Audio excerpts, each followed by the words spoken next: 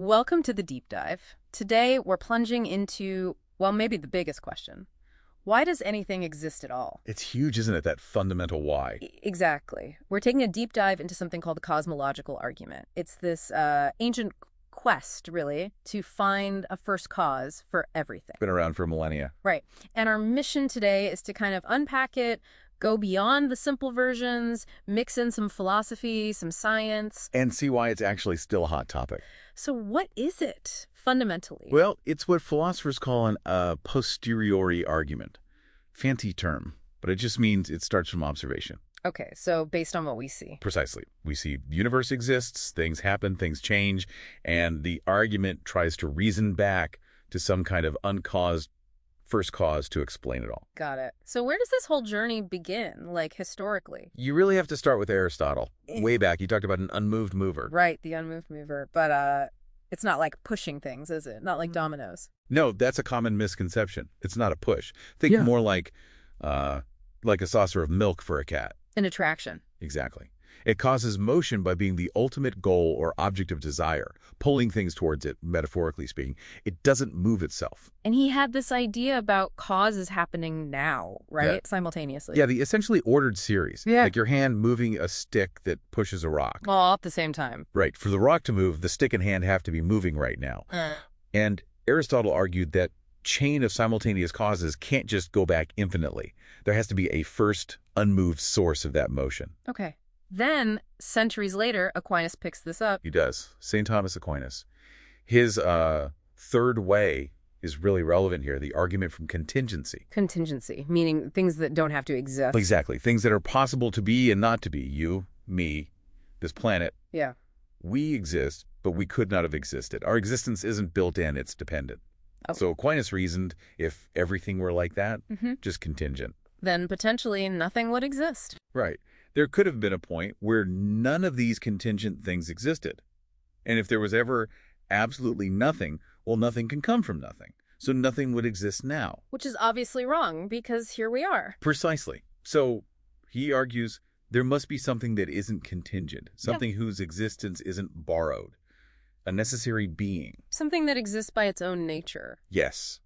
And for Aquinas, this wasn't just about starting things off. It was about a continuous act of sustaining existence, like holding things in being moment by moment. A vertical cause, not just a horizontal one across time. You got it. Okay, so let's jump forward. Modern times. We have the Kalam argument. Sounds different. It is. Slightly different emphasis. It's very direct. Yeah. Premise 1. Everything that begins to exist has a cause. Makes intuitive sense. Premise 2. The universe began to exist. And this is where science comes in, right? The Big Bang. Absolutely. The Big Bang model, with that initial singularity around 13.8 billion years ago, looks a lot like a beginning for the universe. So the conclusion is? Therefore, the universe has a cause. But the Kalam argument also tackles infinity, doesn't it? To support that idea of a beginning. It does. It argues against an actual infinite existing in reality, like an infinite number of past events. How does it do that? Often using thought experiments like Hilbert's Hotel. Ah, the infinite hotel. Yeah, an imaginary hotel with infinite rooms, all full.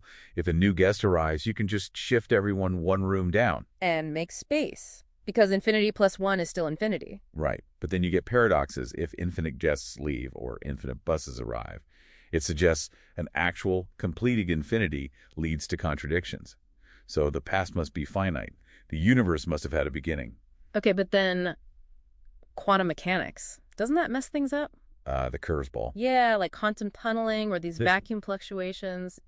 Don't particles just sort of pop into existence, spontaneously arise without a clear cause? That's definitely how it seems, and it's a major point of discussion. Yeah. But here's the crucial thing, the real aha moment. We have to distinguish nothing in philosophy from the nothing of physics, the quantum vacuum. They're not the same.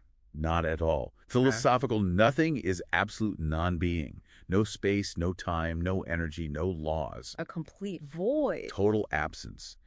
But the quantum vacuum, that's a physical state. It has energy. It follows the laws of quantum physics. It's definitely something. So particles popping out of the vacuum isn't creation from true nothing. Exactly. It's a transition within an existing physical system governed by laws. It just pushes the question back. Where did the quantum vacuum and its laws come from? Right, that makes sense. But people have still pushed back against the whole idea of cause and effect, haven't they? Like Hume. Oh, absolutely. David Hume was a major skeptic. He Yeah. basically said, look, we see one event follow another like a billiard ball hitting another one. And the second one moving. Yeah. But we don't actually see the causality itself, the necessary connection. We just develop a habit of expecting it because we've seen it happen before. So it's psychological, not necessarily logical or real. That was his argument. And he was really doubtful you could take this idea of causes within the universe and apply it to the universe as a whole. And Bertrand Russell picked up on that too, right? With the fallacy of composition? Yes, Russell famously argued just because every human has a mother doesn't mean the human species as a whole has a mother. So just because things in the universe have causes? Doesn't automatically mean the entire universe itself must have a cause. He basically said the universe is just there and that's all. A brute fact. No further explanation needed.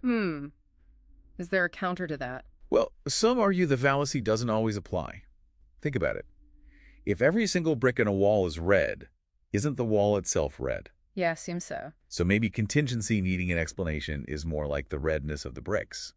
If every part is contingent, maybe the whole is too. It depends on the property. Interesting point. Okay, but let's hit the big one. The question everyone asks. Who caused the first cause? Right, the ultimate gotcha question. Doesn't it just create an infinite regress problem again? It sounds like it does, but it actually misunderstands what the arguments mean by first cause. Remember, the premise is often everything that begins to exist, or everything that is contingent. Oh, okay. The first cause, by definition in these arguments, is either beginningless, like in Kalam, or necessary, like for Aquinas. It didn't begin to exist, or it isn't contingent. So it doesn't fall under the rule it sets up. Exactly. It's the termination point of the causal chain, Right. the thing whose nature doesn't require an external cause. So asking what caused it is sort of like asking what's north of the North Pole Right. within the frame. Okay, that clarifies a lot. So after all this, Aristotle, Aquinas, Big Bang, quantum physics, Hume, Russell, where does that leave the cosmological argument? Is it dead? Alive? Changed? I'd say definitely not dead, but profoundly evolved, absolutely. It's not about finding some simple, easy proof anymore. They're complex now. Much more. It's become this really sophisticated ongoing dialogue between philosophy and science.